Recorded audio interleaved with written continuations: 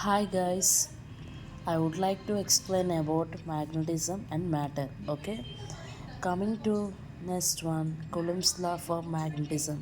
There are two masses between the distance between them d. F is equal to mu naught 4 by 4 pi m1 m2 by d square. This is the air medium. Mu naught is the permeability of free space.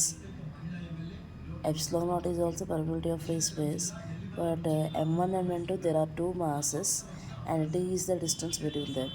Fm is equal to mu naught mu r by 4 pi m1 m2 by d square. This is the medium. Okay, magnetic induction due to magnetic pole B is equal to mu naught by 4 pi m by r square. ఒక mass అనేది ఉంది. So ఇక్కడ ఎప్పుడైతే ఎమ్ అనేది ఉన్నప్పుడు ఇక్కడ ఒక straight లైన్లో ఎనీ టూ పాయింట్ ఉన్నప్పుడు దాని యొక్క మధ్యలో డిస్టెన్స్ అనేది ఆర్, ఒక సమ్ ఎక్స్టెన్షన్ లైన్ అనేది జరుగుతుంది. Magnetic bent into an arc of a circle అంటే న్యూ మ్యాగ్నెటిక్ మొమెంటమ్. ఇది ఒక formula 2 capital M sin theta by 2 by theta. Theta is the angle, but capital M is the magnetic dipole moment. So theta is in radian s, but some semicircle it will be straight line. Semicircle it is a pi r square pi r. So magnetic induction due to a bar magnet on axial line. Distance అనేది సేమ్గా ఉంటుంది. ఏదైనా ఒక bar magnet అనేది తీసుకున్నప్పుడు ఇక్కడ south north ఉంది. ఈ south north ఉన్నప్పుడు నెంబర్ ఆఫ్ పీసెస్ అనేది మనం చేసుకోవచ్చు. సో ఈ నెంబర్ ఆఫ్ పీసెస్ చేసినప్పుడు సౌత్ పక్కన నార్త్ వస్తుంది, ఈ నార్త్ ముందు ఇక్కడ సౌత్ అనేది వస్తుంది. సో అప్పుడు అట్రాక్షన్ అనేది జరుగుతుంది. ఫర్ సపోజ్ మనం ఒక బ్యాటరీ తీసుకున్నట్లయితే ఇక్కడ పాజిటివ్, ఇక్కడ నెగిటివ్, ఇక్కడ నెగిటివ్, ఇక్కడ పాజిటివ్ ఉన్నప్పుడు మనకి the rate of change of current flow అనేది జరుగుతుంది. బట్ అలా కాకుండా ఇక్కడ సౌత్ నార్త్ ఒక బార్ మ్యాగ్నెట్ అనేది తీసుకున్నప్పుడు ఆ బార్ మ్యాగ్నెట్ అనేది సౌత్ నార్త్ ఉంటుంది.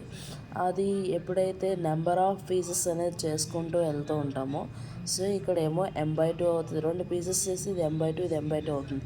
అంటే ఇక్కడ నుంచి ఎండ్ నుంచి ఎండ్ జామెట్రికల్ లెంత్ అయితే ఇదేమో length of the magnetic field అనేది అవుతుంది.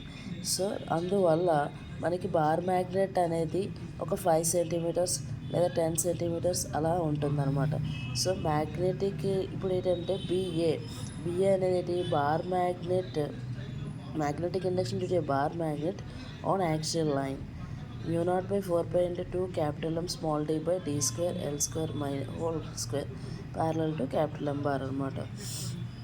అంటే ఒక షార్ట్ బార్ మ్యాగ్నెట్ అనేది డిస్టెన్స్ కన్నా లెంత్ అనేది తక్కువగా ఉంటే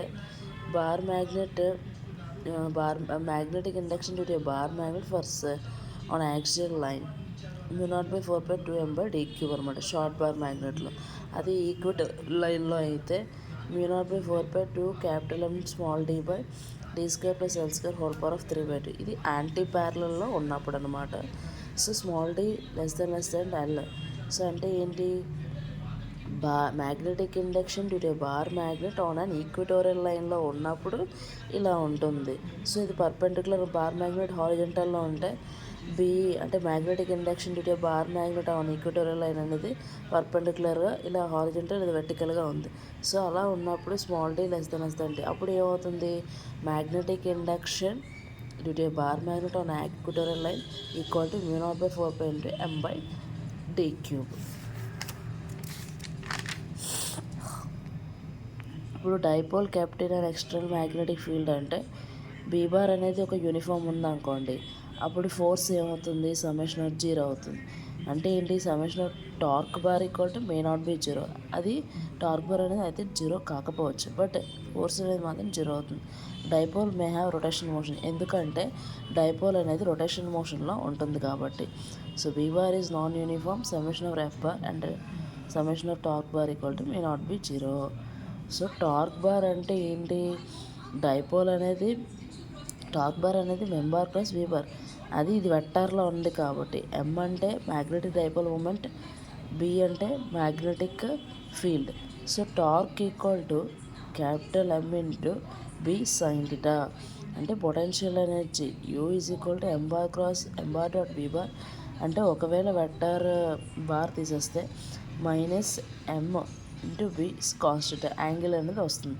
so U minimum equal to -mb అంటే స్టేబుల్ ఈక్విలిబ్రియం అంట. ఎందుకంటే మ్యాగ్నెటిక్ ఫీల్డ్ ఇదే లైన్లో వెళ్తుంది, మ్యాగ్నెటిక్ డైపోల్ మూమెంట్ కూడా ఇదే లైన్లో వెళ్ళడం వల్ల ఒకే లైన్లో వెళ్తుంది, ఒకే డైరెక్షన్లో వెళ్ళినప్పుడు స్టేబుల్ ఈక్విలిబ్రియం ఉంటుంది. అది U minimum. But U maximum అంటే potential energy maximum potential energy అయితే +mb ఉండి అన్స్టేబుల్ ఈక్విలిబ్రియంలో ఉంటుంది. అన్స్టేబుల్ ఈక్విలిబ్రియం ఉండడం అంటే ఏంటి? మ్యాగ్నెటిక్ ఫీల్డ్ ఇలా వెళ్తే ఆపోజిట్ డైరెక్షన్లో మ్యాగ్నెటిక్ డైపోల్ మూమెంట్ ఉంటుంది కాబట్టి దాన్ని అన్స్టేబుల్ ఈక్విలిబ్రియం అని అంటారు. దాన్ని మ్యాక్సిమం పొటెన్షియల్ ఎనర్జీ కూడా అంటారు. Time period for oscillation of dipole అంటే యాక్చువల్గా time period form T=2π√L/g. But ఇక్కడ మ్యాగ్నెటిక్స్ అండ్ మ్యాటర్లో T=2π√I/mb. I అంటే ఏంటి? Momentum of the inertia. M అంటే మ్యాగ్నెటిక్ డైపోల్, B అంటే మ్యాగ్నెటిక్ ఫీల్డ్. అంటే vibration magnetometer used to measure the time period. Time పీరియడ్కి మెజర్ చేయాలంటే వైబ్రేషనల్ మ్యాగ్నెటోమీటర్ అనేది యూజ్ చేస్తారు.